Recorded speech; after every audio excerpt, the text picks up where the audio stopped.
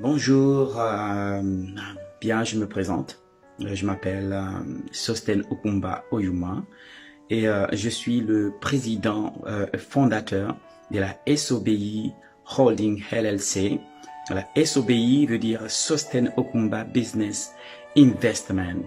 C'est la société dont je suis le président fondateur, comme je l'ai déjà dit, qui se trouve aux États-Unis sur 1330 Avenue of Americas, donc 23 suite 23A, ok, à New York.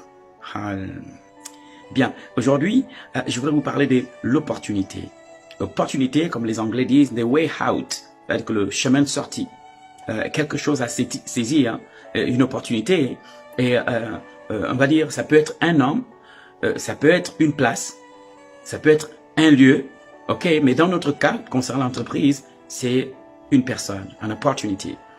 Et je vous raconte quelque chose comme ça. J'étais en voyage au Ghana et cette nuit-là, j'avais soif. J'avais très soif, j'avais envie de boire de l'eau et dans la chambre, il n'y avait pas d'eau. Donc je suis sorti de la chambre. Je suis allé vers à la réception et j'ai demandé à la dame qui était présente si elle était s'il y avait de l'eau quelque part. Elle m'a dit oui. Elle est allée me chercher une bouteille d'eau et un verre. Et je me suis assis un moment et j'ai pris de l'eau. Et puis on a commencé à discuter de tout et de rien. Elle parlait un peu de son emploi. Je lui ai demandé si ça se passait bien là où elle était. Elle m'a dit un peu, voilà, voilà, mais elle a envie, elle recherche mieux. Elle a déposé des documents quelque part parce qu'elle veut quelque chose de meilleur. Et c'est normal et c'est louable. Et je pense que tout être humain a besoin souvent, nous avons des rêves. Les uns les autres, nous avons des rêves.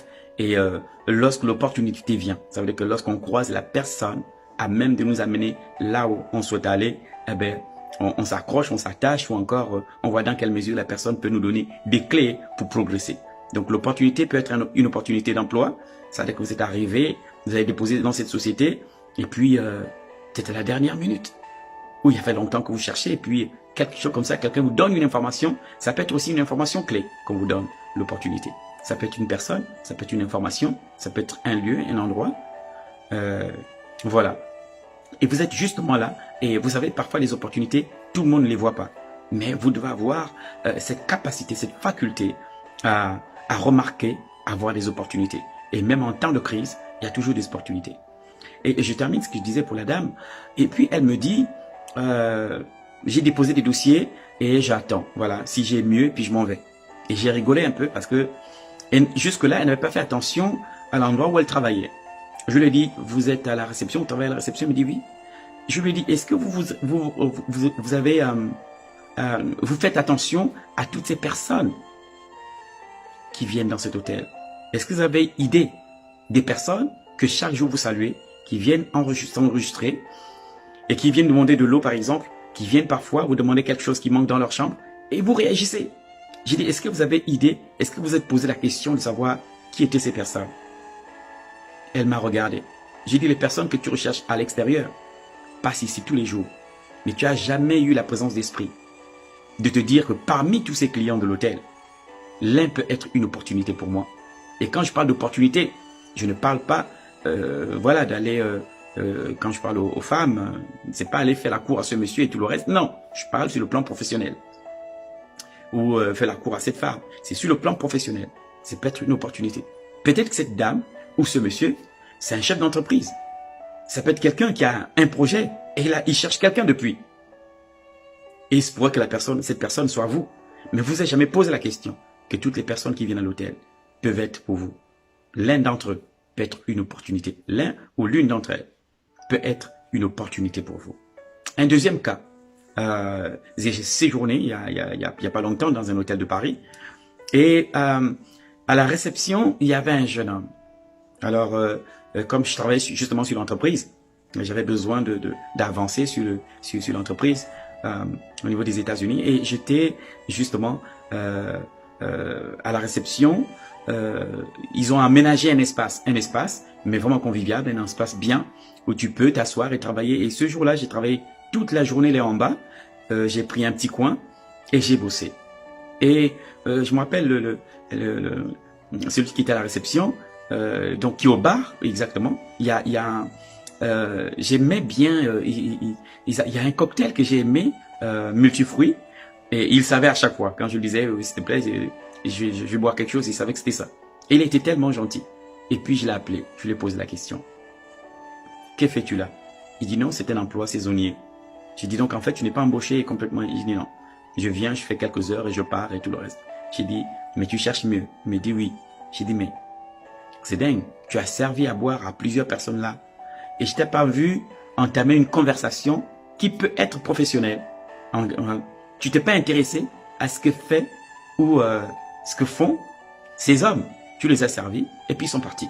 Tu fais bien ton service, très bien. Mais tu n'as pas l'air de quelqu'un qui cherche mieux. Parce que tu t'intéresses pas forcément aux personnes. Et la conversation avec eux ne va pas sur le plan professionnel. C'est pas tes affaires, c'est vrai, mais il peut arriver que ça aille jusqu'à, vous êtes là en enfer, ou bien vous êtes là pour faire la conversation et vous découvrez finalement que cette personne a peut-être quelque chose que vous recherchez. Et c'est ça aussi l'opportunité. Il m'a regardé. J'ai dit, mais tu cherches à l'extérieur, mais les gens que tu cherches à l'extérieur, beaucoup passent par ici. Et tu les sais, sans faire attention, que l'un d'entre eux peut être une opportunité. Une opportunité. Et l'opportunité, tu peux l'avoir partout. J'ai fait une autre conférence et je me suis déplacé, je suis allé en Allemagne, à Cologne. On avait une conférence de 3 jours et les gens sont venus de partout. Et ce jour-là, c'était un conseiller je pense que c'est un des conseillers, c'est un grand économiste. Il a pris la parole. On était à l'Arena, à Cologne. Une grande salle, mais incroyable. Les gens sont venus de plusieurs nations et j'étais là pendant 3 jours. Il a donné une définition de la pauvreté qui jusqu'à aujourd'hui m'a marqué. J'avais cru qu'en fait, la pauvreté, être pauvre, c'est manquer d'argent, manquer de... Voilà, il faut faire la différence entre la pauvreté et la précarité, d'accord? Même si les deux combinent, d'accord? Mais il y a quelque chose qu'il a une définition qu'il a donnée et ça m'a marqué. Il a dit la pauvreté est le fait de rater continuellement des opportunités. Ça veut dire que chaque jour, il y a une opportunité devant vous. Chaque jour, vous rencontrez quelqu'un. Chaque jour, vous arrivez dans un endroit. Mais si vous ne faites pas attention, votre condition ne change pas. La seule chose qui peut changer votre condition, qu'elle soit professionnelle, même le mariage, qui sait, c'est être à même de saisir les bonnes opportunités. Parce que toutes les opportunités ne sont pas forcément bonnes. Waouh! Alors voilà, je voulais attirer votre attention aujourd'hui. C'est notre première vidéo sur la SOBI. Donc voilà. Vraiment, je vous encourage. Et lorsque vous avez un projet, le projet avancera. Tout va dépendre de vous. Combien de temps vous passez avec ce projet? Beaucoup préfèrent garder ou encore passent plus de temps sans se rendre compte. Ils ont un projet dans la tête, mais ce projet reste dans la tête. Jamais ils vont travailler dessus. Et ça fait 10 ans, 15 ans qu'ils ont ce projet dans la tête. Et ils se disent, quand j'aurai de l'argent, ben, je vais mettre ce projet en tête. Laisse-moi te dire une bonne chose. Un vrai homme d'affaires commence avec 0 francs. Parce que l'argent suit le projet. C'est dès que le projet commence à être ficelé, tu commences à en parler à gauche, à droite, c'est là où l'argent vient. Aussi longtemps que le projet est dans votre tête, ce projet n'est pas réalisable. Jusqu'à ce que vous commencez à le mettre sur un papier, sur un document, et que vous commencez à voir comment, où et quand. À ce moment-là, des opportunités peuvent se présenter à vous. N'oubliez pas ceci. Là où vous êtes, peut-être vous travaillez dans un salon de coiffure, à temps partiel peut-être. Vous êtes peut-être dans l'esthétique, je ne sais pas, et que vous cherchez mieux. Ou peu importe le travail, vous êtes dans un prêt-à-porter peut-être, et vous voulez créer. Oui, justement c'est ça. J'ai eu une autre discussion avec une jeune femme. Elle travaillait dans un prêt-à-porter. Elle m'a dit là, je travaille dans un prêt-à-porter, je fais telle chose et telle chose et telle chose. Je sais, c'est bien. J'ai dit, mais quel est ton projet personnel? Elle dit, j'ai envie d'ouvrir moi aussi un prêt-à-porter.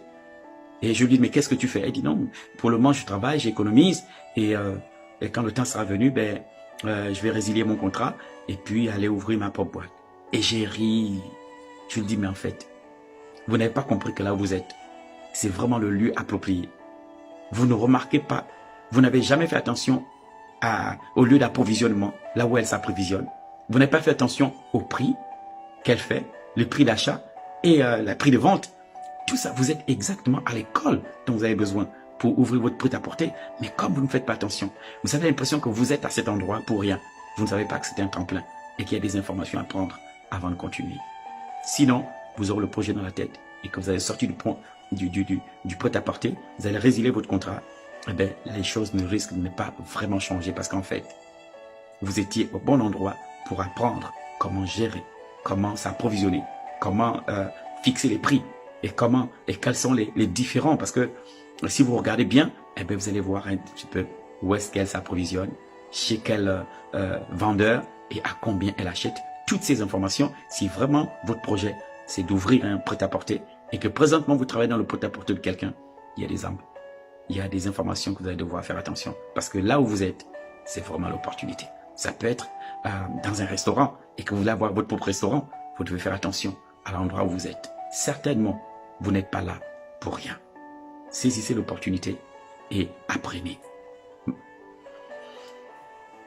Prenez le maximum d'informations. Et puis n'oubliez pas, on n'est jamais prêt, fin prêt pour entreprendre. Entreprendre, c'est oser saisir des opportunités qui se présentent. Portez-vous bien et